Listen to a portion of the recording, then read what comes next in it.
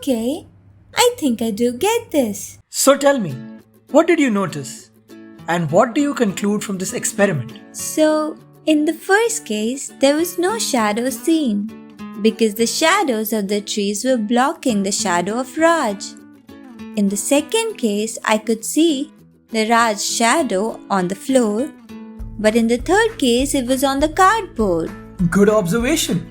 And what did you conclude from this experiment? I understood that we need a source of light, an open place with no obstructions so that the shadow is blocked, and an opaque object to have a shadow. Exactly. Now, can you tell me why in the last step you could still see the person's shadow on the cardboard?